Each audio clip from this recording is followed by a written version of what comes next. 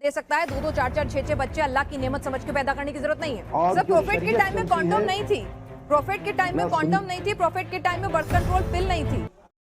Welcome दोस्तों, इस video में बात करेंगे सोशल मीडिया की वायरल खबरें जुड़ी हुई हैं प्रधानमंत्री नरेंद्र मोदी से। जी हाँ, एक पत्र में, यानी जो प्रधानमंत्री नरेंद्र मोदी ने अपने मां के लिए पत्र लिखा, उसके अंदर उन्होंने अब्बास का जिक्र कर डाला। सोशल मीडिया पर किस तरीके से इसको लेकर के चर्चा है, साथ ही साथ नूपुर शर्मा के हवाले से क्या अपडेट्स हैं, रवीश कुमार ने किस तरीके से गोदी मीडिया की पोल खोली है, और जाहिर तौर पर जब अभी अग्निपथ स्कीम को लेकर के बहस चल रही है, अग्निपथ स्कीम को लेकर के सड़कों पर लोग उतरे हुए हैं, किस तरीके से न्यूज़ नेशन किन मामलों पर डिबेट कर रहा है वो मैं शेयर करने वाला हूं। सबसे पहले शुरुआत करेंगे आपके साथ इस अपडेट से। आपकी स्क्रीन पर प्रधानमंत्री नरेंद्र मोदी की मां का जन्मदिन आज, और आज 100 बरस की हुई, और इसी पर प्रधानमंत्री नरेंद्र मोदी ने अपनी मां के लिए एक पत्र लिखा, जिसके अंदर पत्र के अंदर जो चीजें लिखी गई हैं, काफी लंबा चौड़ा पत्र था। इसके अंदर एक हिस्से में प्रधानमंत्री नरेंद्र मोदी ने अब्बास नाम के एक शख्स का जिक्र किया, लेकिन किस तरीके से सोशल मीडिया पर जब प्रधानमंत्री नरेंद्र मोदी मां से मुलाकात करने गए थे अपनी, तो वहां पर इस बात की आलोचना होने लगी। वीडियो आपकी स्क्रीन पर के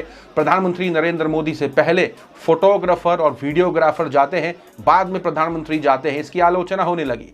लेकिन उसके बाद पत्र पर चर्चा होने लगा कि किस तरीके से प्रधानमंत्री नरेंद्र मोदी ने अपने मां को लिखे उस पत्र के अंदर अब्बास का जिक्र कर दिया, और उसका एक छोटा सा हिस्सा जो है वो न्यूज़ 24 ने शेयर किया। आपकी स्क्रीन पर अपनी मां को लिखे पत्र में पीएम मोदी ने अपने बचपन के दोस्त अब्बास के बारे में बताया। अब्बास अपने पिता की मृत्यु के बाद मोदी जी के घर पर रहा करता था। ईद के दिन मोदी जी के घर में अब्बास के लिए खूब पकवान बनते थे। यहां प्रधानमंत्री नरेंद्र मोदी ने अब्बास का जिक्र कर दिया तो भाजपा समर्थक परेशान हो गए कि अब इस चीज को भी डिफेंड करना पड़ेगा। यहां लोगों ने यही लिखा मोदी जी से सवाल पूछते हुए कि मोदी जी, आज आपका वो बचपन का दोस्त कहां पर है। सोशल मीडिया पर ट्रोलिंग भी अलग अलग तरीके से होने लगी। यहां रौफ गांधी है, वो लिखते हैं, अगर अरबियों ने थोड़ा और दबाव डाला होता तो कहानी में अब्बास के साथ मस्तान भी आ गया होता। दूसरी तरफ पत्रकारों की तरफ से आलोचना होने लगती है। यहां पर विनोद कापड़े लिखते हैं कि वो पंडित नेहरू का भारत था जब प्रधानमंत्री नरेंद्र मोदी का दोस्त अब्बास था, और आज मोदी का भारत है जब अब्बास अब्दुल अशरफ के घर तोड़े जलाए जा रहे हैं, लिंच हो रहे हैं। अगर आपकी कहानी सच है तो इस पर विचार कीजिए प्रधानमंत्री जी। और जैसे कि बताया, सोशल मीडिया पर अब्बास को ढूंढा जा रहा है, तो दूसरी तरफ यहां इस बात की भी ट्रोलिंग हो रही है कि अब भारतीय जनता पार्टी के समर्थकों को जो है वो इसको भी डिफेंड करना पड़ेगा। दूसरी अपडेट शेयर करते हैं आपके साथ नूपुर शर्मा के हवाले से। कल हमने आपके साथ शेयर किया कि किस तरीके से भाजपा की प्रवक्ता, जिसको भाजपा ने सस्पेंड कर दिया है क्योंकि प्रॉफिट के बारे में जो बातें कही भाजपा की प्रवक्ता ने, उसके बाद जिस तरीके से दुनिया भर में हंगामा हुआ, उसके बाद जिस तरीके से छोटी बड़ी अपडेट्स आने लगी कि FIR दर्ज होने लगे उनके खिलाफ, US ने भी कॉन्डेम किया, अरब मुल्कों ने भी कॉन्डेम किया। लेकिन अभी ये अपडेट निकल के आई थी कल की रिपोर्ट में कि जहां पर मुंबई पुलिस जो है वो नूपुर शर्मा को गिरफ्तार करने गई थी दिल्ली में, लेकिन वो अनट्रेसेबल है। लेकिन इसके बावजूद भी एक के बाद एक अपडेट निकल के आ रहे हैं। आपकी स्क्रीन पर अजमेर से आया कि ख्वाजा गरीब नवाज के दरगाह में हुई नूपुर शर्मा की गिरफ्तारी की मांग, जुलूस निकालकर कलेक्टर को दिया ज्ञापन।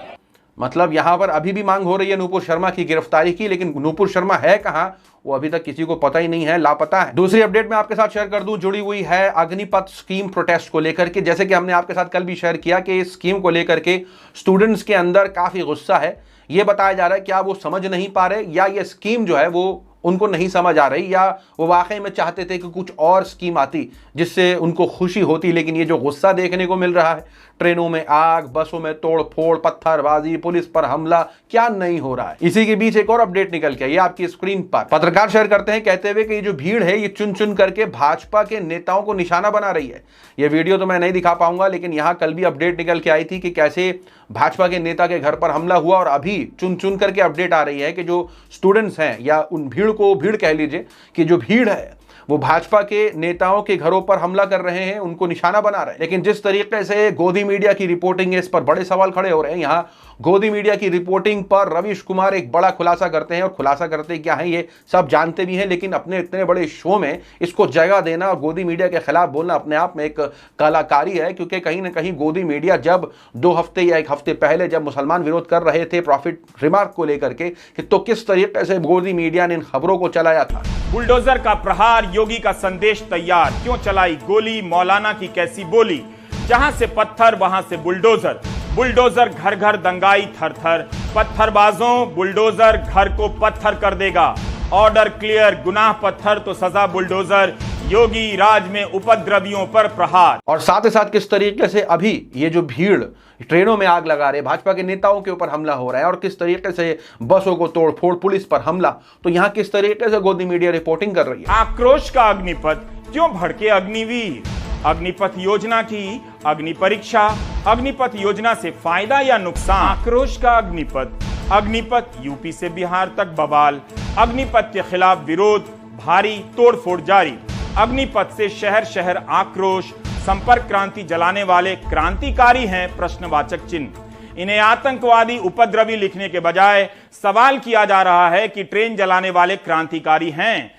क्या आप अब भी भाषा का यह खेल नहीं समझे? ये सारे खुलासे जो हैं वो रविश कुमार ने करके बताए हैं। जी हाँ, ये जो रिपोर्ट आप देख रहे थे रविश कुमार की थी, और रविश कुमार ये साफ कहने की कोशिश कर रहे हैं कि अगर मुसलमान किसी बात का विरोध करते हैं तो उन्हें किस नाम से, किस तरीके से, क्या टैगलाइन से, कैसा शो किया जाता है। और वही भीड़ अगर वो हिंसक हो जाए, कुछ भीड़ अगर प्रोटेस्ट के नाम पर दंगा शुरू कर दे, तो उनको कैसे दिखाने की कोशिश की जाती है। तो यहाँ गोदी मीडिया के ऊपर बहुत बड़ा एक आरोप है कि वो कम्युनल है, और जहां मुसलमान एंगल आता है वो अपनी जिस तरीके से डिबेट शुरू कर देते हैं, और इस बात में झूठ भी नहीं है। एक तरफ अग्निपथ स्कीम को लेकर के प्रोटेस्ट हो रहा है, और जाहिर सी बात है आप यही उम्मीद करेंगे टीवी चैनलों पर इसी पर जिक्र हो रहा होगा, लेकिन नहीं। ये आपकी स्क्रीन पर न्यूज नेशन किस पर जिक्र कर रहा है? न्यूज नेशन इस पर जिक्र कर रहा है कि क्या इस्लाम में कॉन्डम इस्तेमाल करना हराम है कि हलाल है। जी हाँ, आप सही सुन रहे हैं, इस बात पर डिबेट हो रही है। न्यूज नेशन ने आज सुबह की चीज पोस्ट करी अपने ट्विटर पर, जिसके अंदर लिखा है कि न्यूज नेशन क्या कहता है इस्लाम, कॉन्डम का इस्तेमाल करना क्या इस्लाम में हराम है। यहां एक तरफ एक मौलाना को, दूसरी तरफ तारिक फतेह को बैठा दिया गया है और इनकी बहस चल रही है। यहां देश से अपडेट आ रही है कि अलग अलग हिस्सों में किस तरीके से तोड़फोड़ मचाई हुई है। यहां बीजेपी के नेताओं पर हमला, उनके घरों पर हमला, भीड़ जो है अलग ही बवाल मचा रही है। अग्निपथ स्कीम को लेकर के अलग ही बवाल मचा हुआ देश में, अलग अलग हिस्सों से अपडेट्स आ रहे हैं। यहां पर फिर से मुसलमान एंगल, और यहां हैशटैग आप देखिए, यहां न्यूज नेशन ने इसको जब शेयर किया तो अपने ट्वीट में लिखा कि कॉन्डम का इस्तेमाल करना क्या इस्लाम में हराम है, और टैग क्या किया है उन्होंने, हैशटैग क्या क्या लिखे हैं उन्होंने, क्या कहता है इस्लाम, एक्स मुस्लिम वर्सेस मौलाना, इस्लामिक लॉ, हैशटैग बुरखा, हैशटैग हिजाब, hashtag news nation TV, hashtag Islamic. मतलब आप देख सकते हैं कि ये मामला कहां जा रहा है और किस बात पर बहस हो रही है कि क्या मुसलमानों को कॉन्डम का इस्तेमाल करना या बच्चा रोकने के लिए जो दवाइयां उनका इस्तेमाल करना क्या इस्लाम में इजाजत है। जबकि उनको पता होना चाहिए कि सरकारी आंकड़े आए हैं, ये सरकारी आंकड़े पिछले ही महीने आए हैं, जिसके मुताबिक भारी गिरावट आई है फर्टिलिटी रेट में। आपकी स्क्रीन पर the fertility rate among Muslims has drop by nearly half since 1993। जब ये आंकड़े सरकार की तरफ आ चुके हैं तरफ से, तो फिर इस पर बहस किस बात की हो रही है। जाहिर सी बात है, आरोप इस बात का है कि जो मुद्दे हैं उनसे भटकाने के लिए वापस से इन सब मुद्दों पर बहस हो रही है। यहां पर शेयर करते हैं, एक स्पोक पर्सन है, वो कहते हैं कि ये देख सकते हैं मुसलमानों के खिलाफ प्रोपेगेंडा, कि मुसलमानों को किस तरीके से ये न्यूज टीवी ये दिखाने की कोशिश कर रहा है कि मुसलमान जो है वो रिप्रोड्यूसिंग मशीन है, पॉपुलेशन बॉम्ब है।